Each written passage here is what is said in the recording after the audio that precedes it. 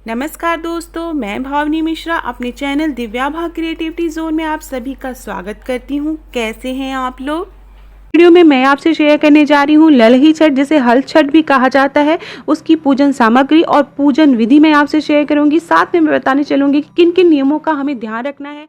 Video देखिए और अगर पसंद आए तो यहाँ पे रेड बटन पे क्लिक करेंगे तो बगल में एक बेल आएगी, बेल पे क्लिक करना है। 3 ऑप्शन आएंगे, ऑल पे क्लिक करेंगे तो सारी वीडियो की नोटिफिकेशन आप तक पहुंच सकेंगे। यह व्रत भाद्रपद की कृष्ण पक्ष की षष्ठी को मनाया जाता है बलराम जयंती के रूप में।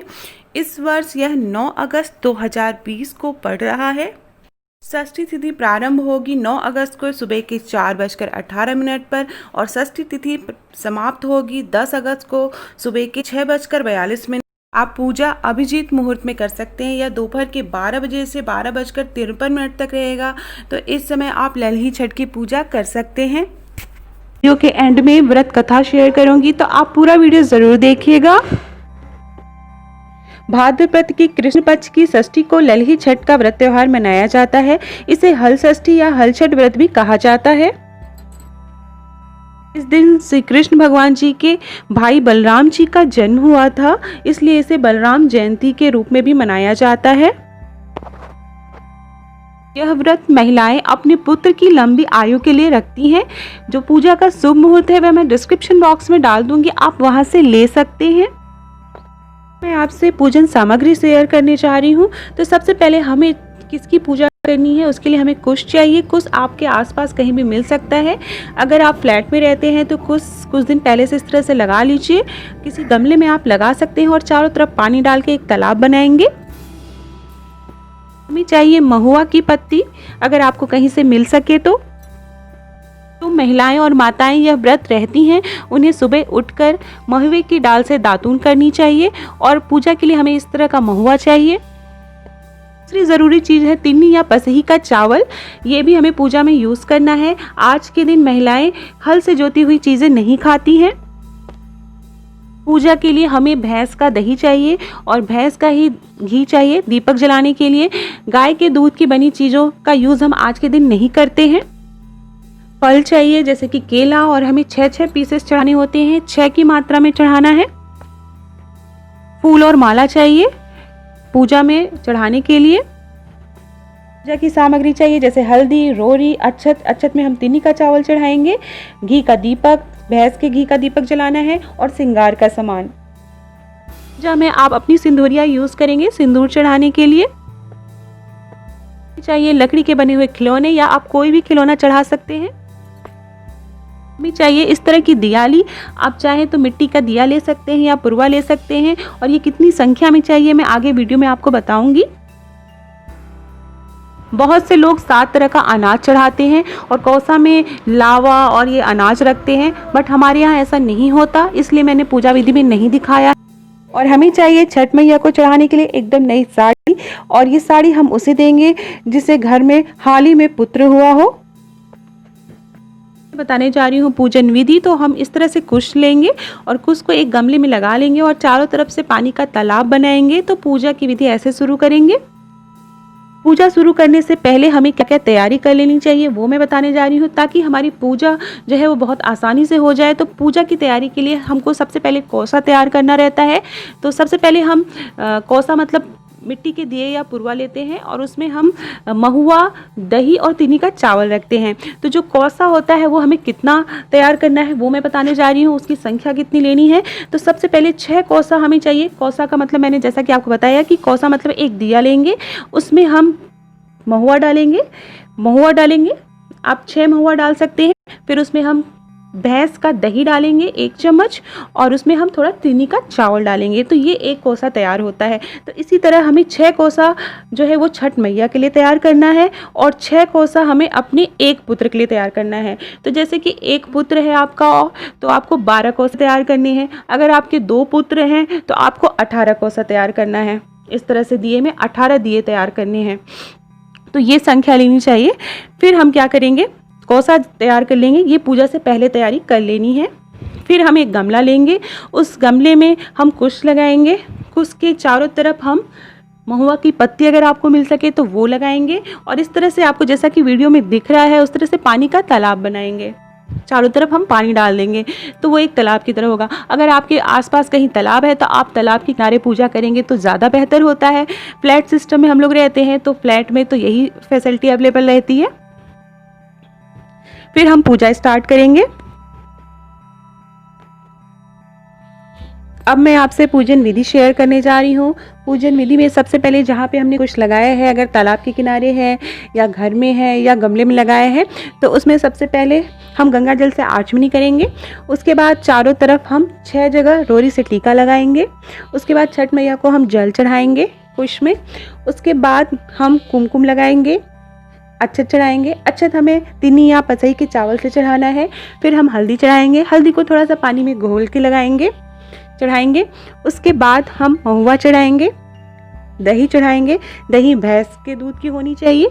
उसके बाद हम पसई का चावल थोड़ा सा चढ़ाएंगे। फिर हम फूल माला चढ़ाएंगे। फूल माला भी हमें 6-6 के पीस में लेना है, 6 फूल चढ़ाना है हमें। उसके बाद हम फल चढ़ाएंगे। फल में अगर केला चढ़ा रहे हैं तो बहुत अच्छा है, तो 6 केला हमें चढ़ाना है या 6 सेब चढ़ाना है। उसके बाद जो हमने कोसा तैयार किया है, जैसे मैंने बताया कि एक पुत्र है तो 6 कोसा हमें छठ मैया का होना चाहिए और 6 कोसा आप अपने पुत्र के नाम से करेंगे। जितने पुत्र हैं उनके उतने नाम से हमें 6-6 कोसे करने हैं। तो उसमें से 2-2 कोसा हम छठ मैया को चढ़ाएंगे, बाकी कोसा हम प्रसाद में बांटेंगे। फिर उसके बाद हमें जो है नई साड़ी चढ़ानी है। नई साड़ी आप कोई भी नई साड़ी ले सकते हैं और उस नई साड़ी को हमें पूजा के बाद अगर किसी ने पुत्र को जन्म दिया है साल भर के अंदर तो उसे दे देना है, नहीं तो हम पंडित जी को दान कर देंगे। और नई साड़ी चढ़ाने के बाद हमें आरती करनी है। आरती में हमें घी का दीपक जलाना है। घी का दीपक भी भैंस के दूध का होना चाहिए। और फिर हम अगरबत्ती जलाएंगे। अगरबत्ती भी हमें 6 लेनी है, 6 अगरबत्ती हमें जलानी है। और फिर अगरबत्ती के बाद हम हवन करेंगे। हवन के लिए 2 लकड़ी जलाएंगे और उसमें हमें 6 बार महुआ से हवन करना है। एक महुआ हम डालेंगे 6 बार, तो 6 बार हमें बस 6 ही बार हवन करना है। हवन करने के बाद हम छठ मैया की कहानी सुनेंगी। 6 कहानी है, हमें 6 कहानी सुननी रहती है। और कहानी सुनने के बाद हम छठ मैया की आरती करेंगे और उनसे आशीर्वाद मांगेंगे कि हमारे पुत्र की लंबी आयु हो, सुख समृद्धि बनी रहे और भगवान सभी पर अपनी छठ मैया अपनी कृपा बनाए रखें।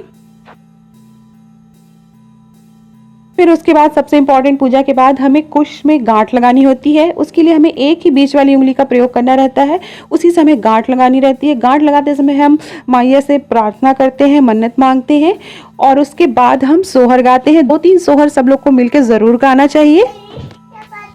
आज जो भी आसपास बड़े लोग आपको दिखे उनसे आशीर्वाद लीजिए और जो कोसा हमने तैयार किया है उसका प्रसाद हमें उनके बीच में बांटना चाहिए। छठ मैया को जो हमने सिंदूर चढ़ाया था उससे सुहाग लेना है, सुहाग ज़रूर लें। और उसके बाद जो भी श्रृंगार का सामान चढ़ाए उसमें से बिंदी और एक चूड़ी ज़रूर ले लें प्रसाद के रूप में। बाकी जो सामान है श्रृंगार का उसे हम पंडित जी को दान कर देंगे। करने से पहले हमें निर्जला व्रत रहना रहता है और पूजा के बाद हमें हल से जोती हुई कोई भी अनाज या सब्जियां नहीं खानी है, इसलिए हम पसई तिन्नी का चावल खाते हैं। जो खिलौने हमने चढ़ाए हैं उन्हें बच्चों के बीच में बांट देना चाहिए। पूजा के बाद गांठ लगाना बहुत ज़रूरी होता है और उसके बाद हम अगर नए वस्त्र पहन के पूजा करें तो भी बहुत अच्छा होता है। अब मैं आपसे हलषष्ठी व्रत की कथा सुनाने जा रही हूँ। प्राचीन काल में एक ग्वालिन थी, उसका प्रसव काल अत्यंत निकट था। एक ओर वह प्रसव से व्याकुल थी तो दूसरी ओर उसका मन गौरस दूध दही बेचने में लगा हुआ था। उसने सोचा कि यदि प्रसव हो गया तो गौरस यूं ही पड़ा रह जाएगा। यह सोचकर उसने दूध दही के घड़े सिर पर रखे और बेचने के लिए चल दी, किंतु कुछ दूर पहुंचने पर उसे असहनीय प्रसव पीड़ा हुई। वह एक झरबेरी की ओट में चली गई और वहां एक बच्चे को जन्म दिया। वह बच्चे को छोड़कर पास के गांव में दूध दही बेचने चली गई। संयोग से उस दिन हलषष्ठी थी। गाय भैंस के मिश्रित दूध को वह केवल भैंस का दूध बताकर उसने सीधे गांव वालों में बेच दिया। उधर जिस झरबेरी के नीचे उसने बच्चे को छोड़ा था उसके समीप ही खेत में एक किसान हल जोत रहा था। अचानक उसके बैल भड़क उठे और हल का फल शरीर में घुसने से वह बालक मर गया। इस घटना से किसान बहुत दुखी हुआ। फिर भी उसने हिम्मत और धैर्य से काम लिया। उसने झरबेरी के कांटों से ही बच्चे के चिरे हुए पेट के टाँके लगाए और वहीं छोड़कर चला गया। कुछ देर बाद ग्वालिन दूध बेचकर वहां आ पहुंची। बच्चे की ऐसी दशा देखकर उसे समझते देर नहीं लगी कि यह सब उसके पाप की सजा है। वह सोचने लगी कि यदि मैंने झूठ बोलकर गाय का दूध न बेचा होता, तो गांव की स्त्रियों का धर्म भ्रष्ट न किया होता, तो मेरे बच्चे की यह दशा नहीं होती। अतः मुझे लौटकर सब बातें गांव वालों को बतानी चाहिए और इसका प्रायश्चित करना चाहिए। ऐसा निश्चय कर वह उस गांव में पहुंची जहां उसने दूध दही बेचा था। वह गली गली घूमकर अपनी करतूत और उसके फलस्वरूप मिले दंड का बखान करने लगी। तब स्त्रियों में स्वधर्म रक्षार्थ और उस पर रहम खाकर उसे क्षमा कर दिया और आशीर्वाद दिया। बहुत सी स्त्रियों द्वारा आशीर्वाद लेकर वह पुनः झरबेरी के नीचे पहुंची तो यह देखकर वह आश्चर्यचकित रह गई कि उसका पुत्र जीवित अवस्था में पड़ा है। तभी उसने स्वार्थ के लिए झूठ बोलने को ब्रह्म हत्या के समान समझा और कभी झूठ न बोलने का प्रण लिया। तो ये थी हलषष्ठी की कथा, इसे जरूर सुनना चाहिए। तो ये थी ललही छठ की पूजा विधि और पूजन सामग्री। छठ मैया अपना आशीर्वाद आप सब पर बनाए रखें। आशा करती हूँ आपको मेरा वीडियो पसंद आया होगा तो लाइक ज़रूर करिएगा, शेयर करिएगा, सब्सक्राइब